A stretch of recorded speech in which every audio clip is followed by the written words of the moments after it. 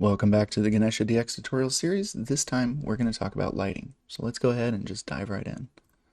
You'll see that I've opened the same map that we've been working on for the past several tutorials. And one thing that I'd like you to note here is that every polygon is lit uniformly.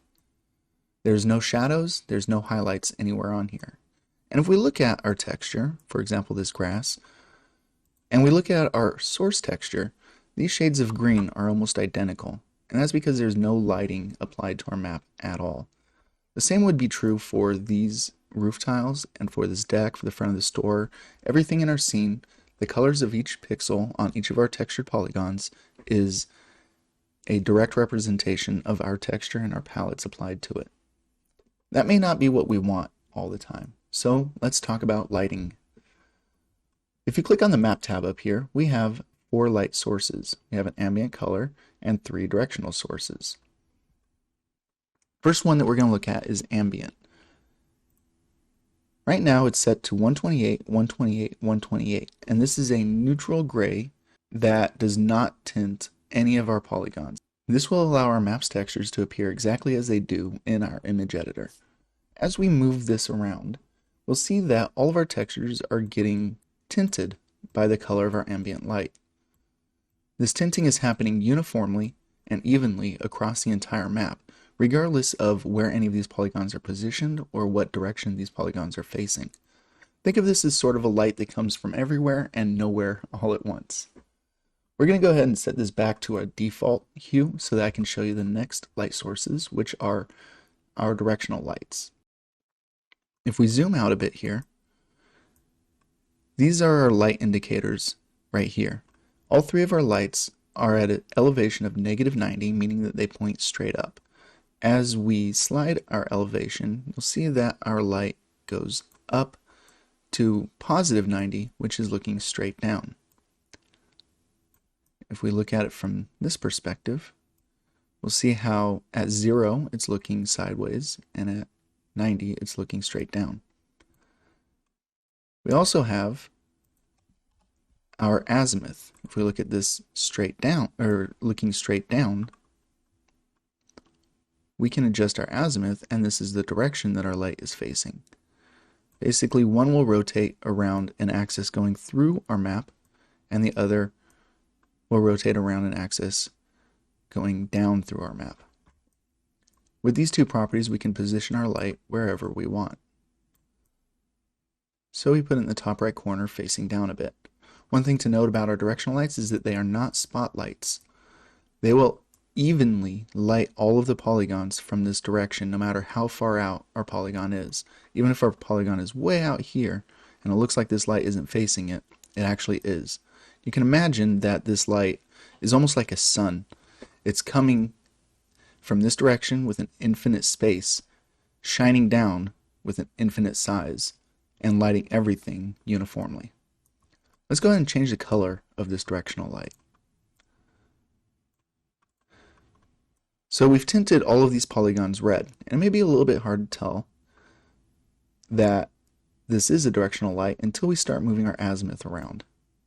As we do, you'll see that different polygons are being lit depending on the position of our light. And in fact, even the same polygons may be catching more or less of that light as we do. For example, watch this side over here as I move my azimuth around. You'll see that it gets a little bit redder until it's all the way red, and then loses some of that red color as our light comes off of it. The same is true for all 3 of these directional lights. I'm going to position these so that our red is coming from the right, and our second light will be blue, and it'll be coming from the left. And you'll see that as we rotate our map here, that these polygons are being lit blue, and these ones are being lit red. So those are our lighting properties. However, that's not the entirety of our lighting system. We know by looking at this that this polygon faces this direction. It's facing towards this light, and so it should be lit that color. However, if we just grab this polygon and rotate it, we'll see that it's not catching any of that blue light. It's still being lit red. And that's because each polygon is actually lit up by its vertices. You've seen these spikes coming off of our vertices throughout this entire tutorial series. These are our vertices normals. Normals that face a light will catch 100% of that light, and normals that face away from that light will catch 0% of that light. Normals that face kind of towards that light will catch some of it, but not all of it. Let's go ahead and position this back into place, and I'll show you exactly what I mean by that. Okay, so we know that our lights, let's get this at an exact 180 degrees. And let's get this at an exact 0 degrees. And the same with this, we'll get our blue light at an exact 0 degrees so that they are facing exactly this way. By the way, if you hold Control and click in one of these fields, you can type it in manually. It's pretty useful. We'll see that these normals are going in the exact opposite direction as our light is facing. Normals that face a light will catch all of that light's color. Normals that face away from it will catch none of that light's color. If we were to take just this green vertex color here and position it so that it faces the red color, watch what happens. Actually, we probably want to keep the elevation at 0, and we want to take the azimuth and set this to 180. You'll see that now it faces directly the red light. And you'll see that this polygon now has a red shading to just this corner of it. Same would be true if we did the same with this red light. And you'll see that as I rotate it towards the red, we get more red, and as we rotate it towards the blue, we get more blue. So the light of a polygon, see we have a little bit of fall off here, where no light is applying to it. The polygon will be lit up depending on these normals. Each normal will control one quadrant of this polygon's light, and together will light the entire polygon. We have some properties here to quickly modify these. Now, we want these to still be sticking out, right? But if we rotate these around, if we just give these random values, imagine that it would be quite a pain to make these normals align with this polygon, which is generally what you want to do. If you click the Local tab, it will automatically snap our normals to face in the same direction that our polygon is facing. This will create a consistent light. So we can fix this one just by clicking that. However, if we look, we can see that there is a hard edge here. This is catching none of the light from either of the light sources because they're facing straight up. They're perfectly perpendicular to our light sources. And so are these polygons. These normals are facing directly perpendicular to our light as well. However, this is facing directly towards our blue, and so what we have here is this sort of hard edge where this is catching 100% of the light and this is catching none of the light. That's not something that we see in nature very often. So we have an option called Group. If we select these 3 polygons, we'll see that the normals for all 3 of these vertices on all 3 of these polygons that share the same space are all going in different directions. If you select multiple polygons and then click Group under Set Normals, it will average these normals together to face the same direction. And you can see that it is facing in the exact average of this normal going this way, this one going this way, and this one going straight up. And it kind of comes out from the perpendicular edge of the corner. Now let's look at what it did to our lighting. You'll see that we have a much softer fall off for our light. The light is the brightest on the edge and then falls off slowly as it goes through the polygon until it's no longer catching any of that blue light on these vertices. Normally what you want to do for a map is you want to do Control A to select everything and then just click Group. You'll see now that even though we have multiple light sources, everything is lit a little softer on the edges. This may not be what you want all the time, but it really looks a lot better than if we set everything to its local.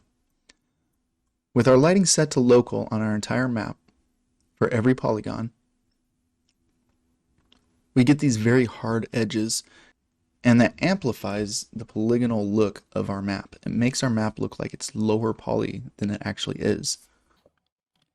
On the converse, if we choose group, this lighting will be more evenly distributed among these surfaces to make it look a little bit rounder. It looks like there's more detail in these polygons than there actually is.